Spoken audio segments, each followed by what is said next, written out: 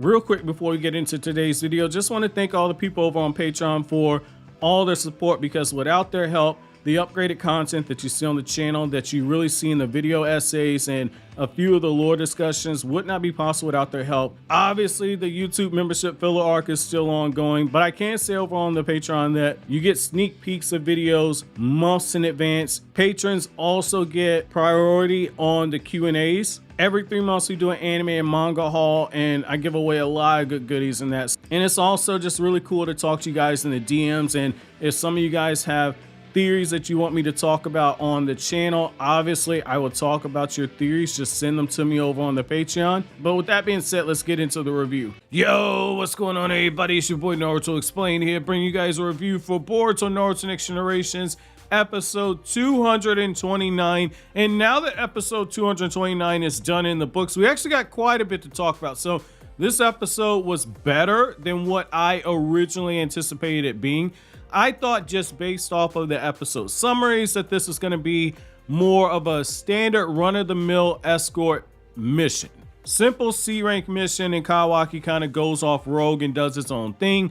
I thought, okay, this is absolutely it. However, getting into the actual episode itself, this was way more than just a typical C-rank mission.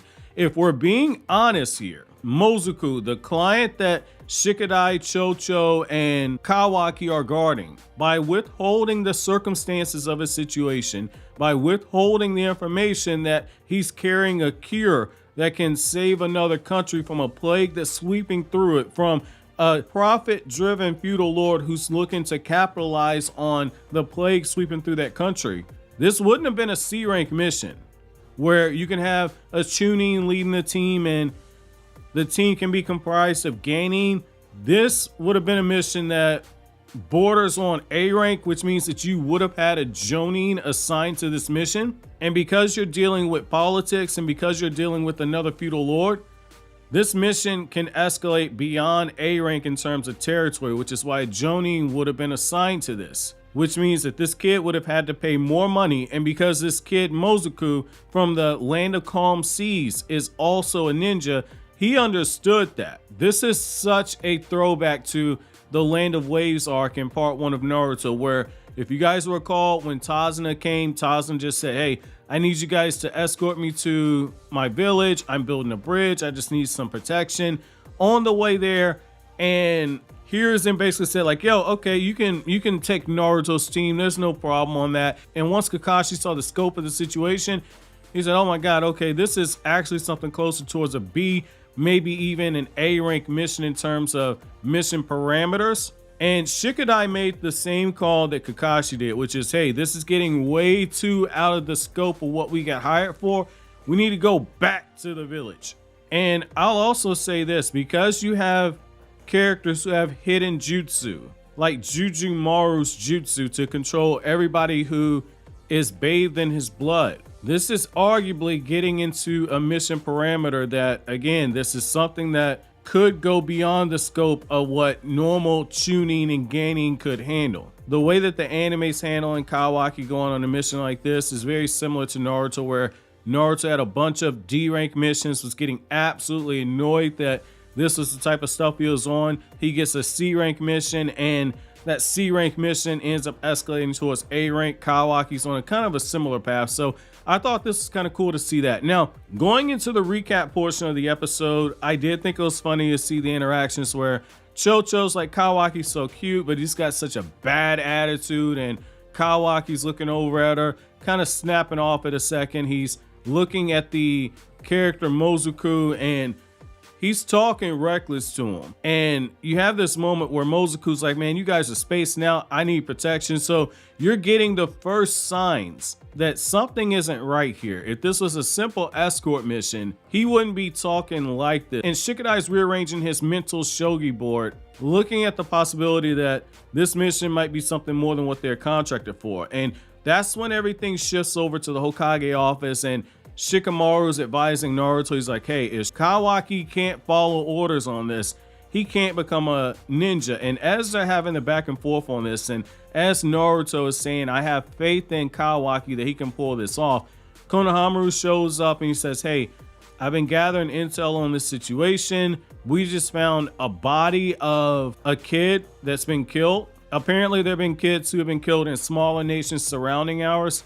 We don't know what's going on, but we're going to continue to further investigate it. And you can tell right now, because of the data that Naruto is giving in that report, the face that Naruto's making, it looks like Naruto's begun to put 2 and 2 together. And then that's when the scene shifts over to Boruto and Team 7, and they're doing a standard D rank mission. They're guarding some cattle, and Boruto's getting really annoyed because this was a mission that Kawaki was supposed to be taking, but at the last minute they got taken off of this, which leads me to believe that Mozuku's mission would have been a mission that was given to Sarada, Boruto, and Mitsuki. If that would have been the case, then let's just be real, Jujumaru and Kurobane wouldn't have made it off of that battlefield without some limbs being broken. But as they're doing this D rank mission, Boruto, Sarada, and Mitsuki see Jujumaru and they see Kurobane, Boruto smelling blood. And I think the way that they're setting this up is that they're going to go ahead and take that cattle and put them back where the cattle's supposed to be at. And then Sarada's going to take this information that they have and run it further up the chain.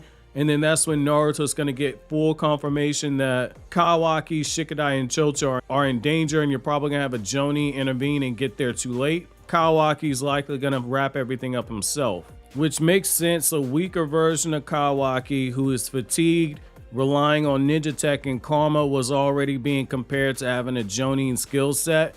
This version of Kawaki now has been training on the Naruto. He's arguably stronger than he was when he fought against Goro, so Kawaki should be able to handle this no problem. Now, getting back to the Kawaki portion of this with the mission, the build up towards the confrontation of Jujumaru and Team Shikadai, I thought that this was actually handled pretty well. So you have this moment where Kawaki is talking to Mozuku and he's like, hey, you know, I have somebody that I look up to. They want me to become a ninja. It's something I want to do in order to live up to the expectations of me. It's something I want to do myself.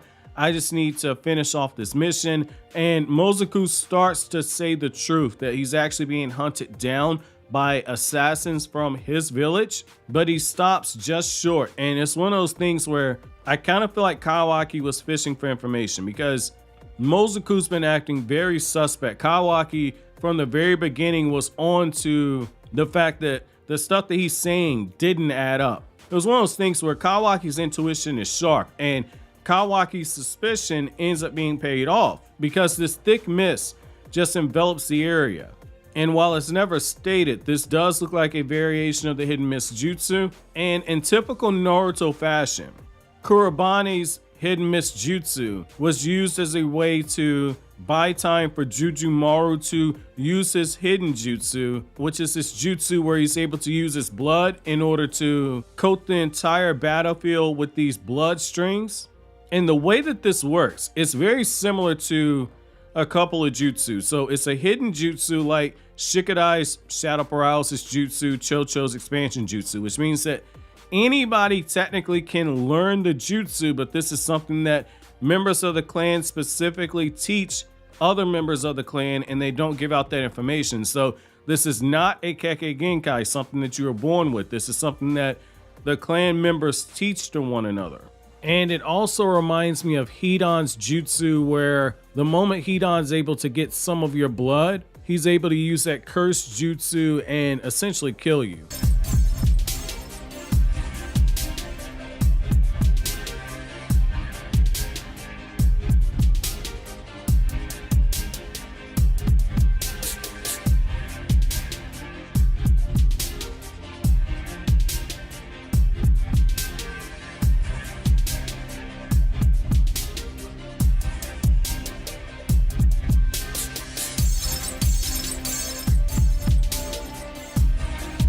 And Shikadai sees what's going on, realizes that they're dealing with a hidden jutsu, and he uses shadow paralysis jutsu in order to stop Kawaki from transforming his arm into the scientific ninja weapon tech to cut those strings, because Shikadai says, hey, you don't need to touch these strings until we get a better idea of what's going on here. And Shikadai then, after stopping Kawaki, knocks out Mozuku because Jujumaru's jutsu allows him to control anybody who's covered in the blood. Mozuku was getting ready to kill himself. And what Shikadai does is he starts closing his eyes and he starts replaying everything that happened on the battlefield. Kawaki's getting very, very annoyed here because Kawaki's like, why we ain't just busting right now? Like, this man pulled up on us, why we ain't on some Black Air Force energy, why we ain't just taking this dude's head off? And staying true to what Boruto's always done, which is go back to some of the concepts that were given to you in early part 1 of Naruto and were fundamental in the telling of the entire series. Shikadai is a walking embodiment of that in this episode here, because what Shikadai does is he pays very close attention to Jujumaru's jutsu and he finds out the weakness, and that goes back to what Zabuza told Kakashi in the Land of Waves arc, which is if you continuously use your jutsu in front of somebody, if you don't finish them off, especially if it's a secret jutsu, like in this case, a hidden jutsu, the person you're fighting is going to find a counter to it. And that's exactly what Shikadai did here. He found 2 weaknesses in this jutsu and he comes up with a pretty decent battle strategy. Number 1, he realizes that there's a time limit to how long it takes the blood to regenerate, and then he also realizes there's a way to free Cho-Cho of the control of this blood jutsu in order to make Cho-Cho attack, and then he comes up with a battle sequence in order to essentially defeat Jujumaru. But in order to pull it off, he's got to keep Kawaki in the dark, and that kind of goes back to Cho-Cho and Shikadai having chemistry. They've been working together as a team for so long that they don't need to verbally talk out the plan. Cho-Cho can just follow along with the actions, much in the same way that Naruto and Sasuke were on that same wavelength in the Land of Waves arc, and she can carry out whatever plan is being given to her. Now, the wrap up of the fight is pretty simple. Essentially, Jujumaru begins trying to put distance between himself and Team Shikadai because he realizes Shikadai's found out the weakness to his jutsu, and through coordination, working together, they're able to land a knockout blow on Jujumaru. Kawaki actually ends up getting the final blow on him, but in the midst of all of this, because they had to protect Mozuku, Cho-Cho ends up getting a kunai in a critical spot, and we find out that Mozuku, while he does have medical ninjutsu skill, he isn't able to give Cho-Cho the treatment that she needs. And between that and the information about what's going on with the feudal lord, how the feudal lord is trying to profit off of the plague that has swept through the Land of Calm Seas, and the fact that there are assassin ninjas out there, and if they end up going into the Land of Calm Seas, this could become a political issue. Shikadai rightfully wants to return to the Hidden Leaf Village. However, the problem with doing so is that by the time they return to Hidden Leaf Village and brief Naruto on it, and then they dispatch a Jonin to it, all of a sudden this mission is going to take them directly into the Land of Calm Seas. They might not catch up with the ninja that they're hunting down. And that works us around to the title of the episode, which is basically Breaking of the Orders. Kawaki says, hey, you can take Cho-Cho back to the village, do what you got to do.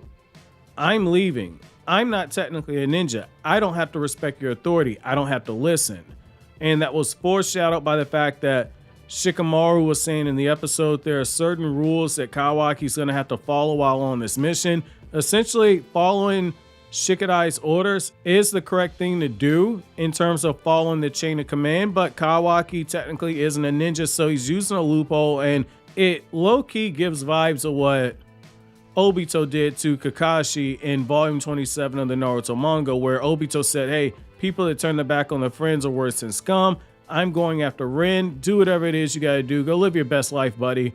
Essentially, that's what Kawaki did right here. And that's kind of how the episode ends off. Kawaki is off doing his own thing with Mozuku, and we're going to see what Shikadai's decision is, and we're going to see what the ramifications of it are.